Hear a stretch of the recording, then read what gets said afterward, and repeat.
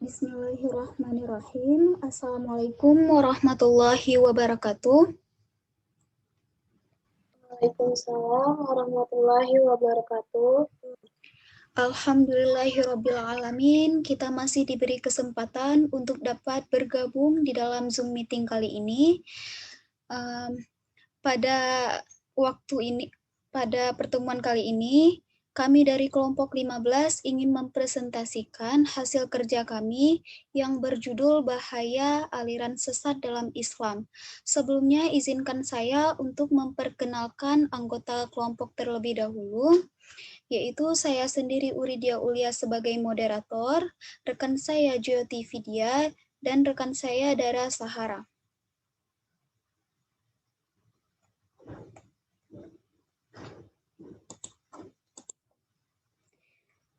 Pada kesempatan kali ini, kami akan membahas bahaya aliran sesat dalam Islam. Ada beberapa subbab yang akan kami bahas, yaitu yang pertama, pengertian aliran sesat, yang kedua, ciri-ciri aliran sesat, yang ketiga, faktor munculnya aliran sesat, yang keempat, jenis aliran sesat dalam Islam, dan yang terakhir ialah cara menghindari penyebaran aliran sesat.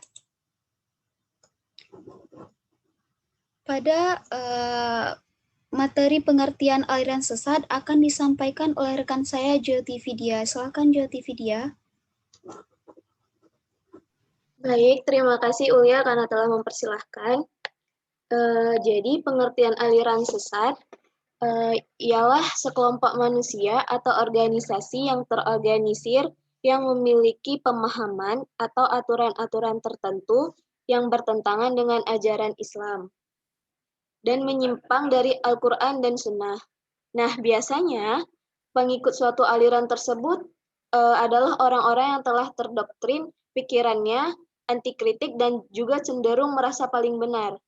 Aliran sesat merupakan salah satu fenomena sosial yang mewarnai kehidupan beragama. Eksistensinya telah menyita perhatian publik dan tidak sedikit pula yang mengundang perdebatan di tengah masyarakat. Bahkan aliran sesat tidak jarang telah menjadi pemicu terjadinya tindakan-tindakan anarkis di kalangan umat beragama di tanah air. Slide selanjutnya, Ulia. Nah, di sini ciri-ciri aliran sesat. Yang pertama, ada mengingkari rukun iman dan rukun Islam. Yang kedua, meyakini atau mengikuti akidah yang tidak sesuai dengan dalil syar'i, yaitu Al-Quran dan Sunnah. Yang ketiga, meyakini turunnya wahyu setelah Al-Quran. Yang keempat, ada mengingkari otentisitas atau keberadaan isi Al-Quran. Yang kelima, melakukan penafsiran Al-Quran yang tidak berdasarkan kaidah tafsir. Yang keenam, ada mengingkari kedudukan hadis Nabi sebagai sumber ajaran Islam. Slide selanjutnya, Uya. Nah, kemudian yang ketujuh, melecehkan atau merendahkan Nabi sebagai Rasul terakhir. Yang kedelapan, mengingkari Nabi Muhammad SAW sebagai Nabi dan Rasul terakhir. Yang kesembilan, mengubah pokok-pokok ibadah yang telah ditetapkan syariat. Dan yang terakhir adalah mengkafirkan sesama muslim tanpa dalil syar'i. Terima kasih kepada Jyoti Vidya. Selanjutnya, faktor munculnya aliran sesat akan dijelaskan oleh Dara Sahara. Silakan Dara Sahara. Baik, terima kasih kepada moderator yang telah mempersilahkan saya untuk melanjutkan presentasi ini. Di sini saya akan menjelaskan faktor-faktor munculnya aliran sesat. Ada 6 faktor. Yang pertama ada mencari hidayah Allah dengan cara yang salah, di mana seseorang atau seorang kiai atau para ustadz yang memiliki ilmu yang tinggi mengenai agama, tetapi mencari hidayah dengan cara yang salah. Yang kedua, orang-orang yang dipuji secara berlebihan, dihormati dan dianggap suci.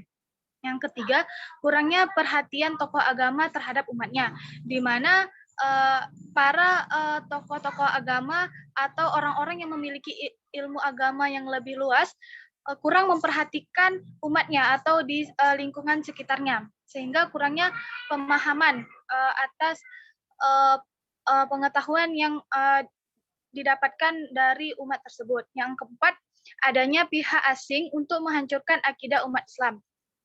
Ini termasuk orang-orang kafir atau orang-orang barat yang ingin merusak akidah Islam dengan adanya cara mereka untuk menghasut umat Islam agar mengikuti aliran sesat tersebut.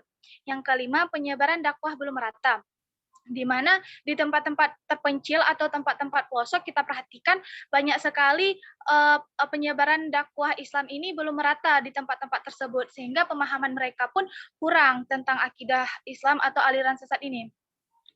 Dan faktor keenam, ada pendidikan dan arus informasi, di mana dunia pendidikan merupakan yang paling utama, atau pendidikan sangat penting untuk mengetahui apa saja yang menjadi aliran sesat ini. Jika tidak ada pendidikan atau pengetahuan pada satu sekelompok atau umat muslim, maka mereka tidak akan bisa membedakan mana aliran yang baik dan mana aliran yang buruk. Selanjutnya,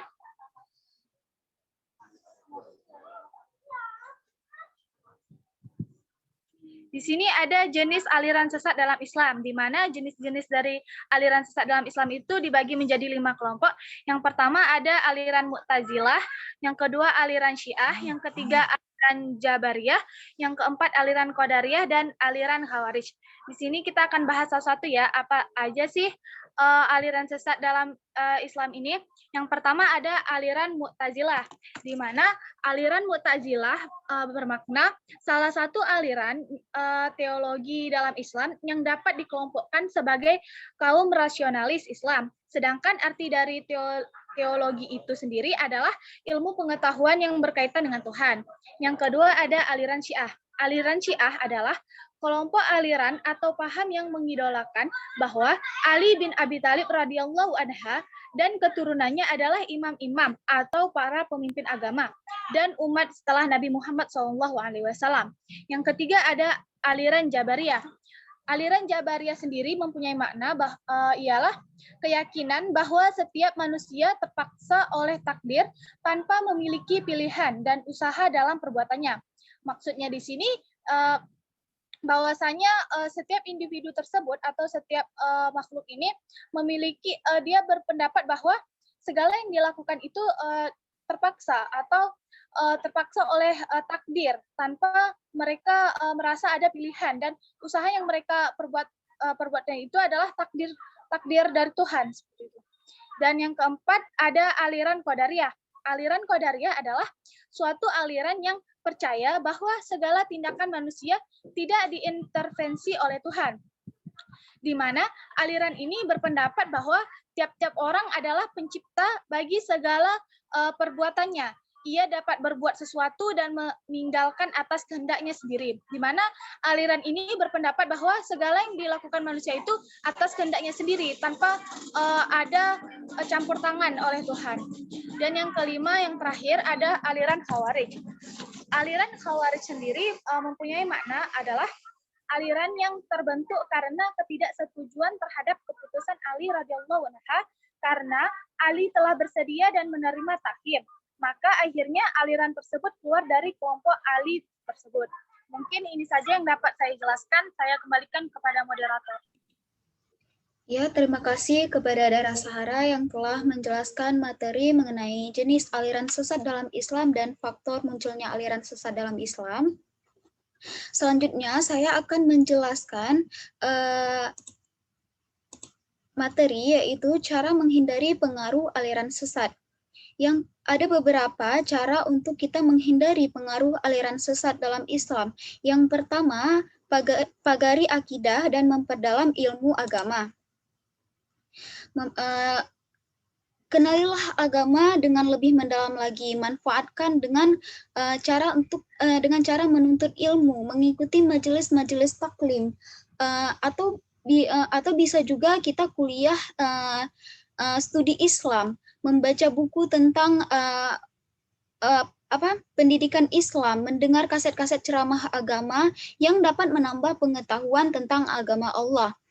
Dan yang kedua ialah mempererat hubungan dengan tokoh agama, orang-orang yang diyakini kebenaran akidahnya. Nah, apabila kita tidak sempat untuk mengikuti majelis taklim, untuk kuliah Islam, kita dapat mendiskusikan atau bertanya kepada tokoh-tokoh agama seperti ustadz atau kiai-kiai terhadap hal-hal yang muskil dalam masalah agama.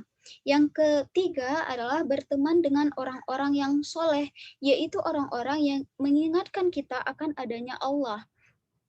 Bertemanlah, mempererat hubunganlah dengan teman sejawat kita yang mengikuti aktivitas-aktivitas keislaman agar kita istilahnya kita dapat mendapatkan bau wangi dari teman kita tersebut. Dan yang terakhir adalah hati-hati dalam menafsirkan Al-Qur'an.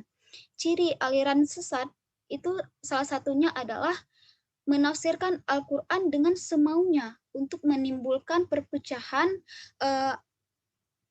di dalam Islam ini tentunya. Ayat Al-Qur'an yang jelas tidak perlu kita tafsirkan lagi. Namun jika ada ayat Al-Qur'an yang tidak jelas, mungkin kita bisa tafsirkan dengan memakai ayat Al-Qur'an lain yang berkaitan. Jika tidak ada ayat Al-Qur'an lain yang berkaitan, mungkin kita bisa menggunakan hadis Nabi yang sahih. Seperti di dalam Al-Qur'an pada surah Ali Imran ayat 7, yang artinya dia menurunkan Al-Qur'an kepadamu. Di antaranya ada ayat yang muhkamat atau jelas, itulah pokok isi Al-Qur'an, dan yang lain ayat mustabihat atau tak jelas. Orang yang condong pada kesesatan mengikuti ayat-ayat yang mustabihat untuk menimbulkan fitnah dengan mencari-cari artinya. Padahal tak ada yang tahu selain Allah. Orang yang dalam ilmunya berkata, kami beriman kepada ayat yang mustabihat. Semua itu dari Tuhan kami. Dan selanjutnya kesimpulan dari materi kami pada hari ini ialah aliran sesat bukan semata masalah kesesatan berpikir, tetapi juga masalah psikologis individu dan masyarakat secara keseluruhan. Dinamika kehidupan yang berat, kekacauan sistem sosial dan ketidakpastian nilai-nilai yang ditawarkan oleh kapitalisme dan liberalisme menyebabkan orang-orang dengan kecenderungan psikiatrik menempuh kehidupan yang sesat dan menyesatkan tanpa disadarinya. Hal ini penting agar dapat melakukan deteksi dini akan adanya keanehan perilaku.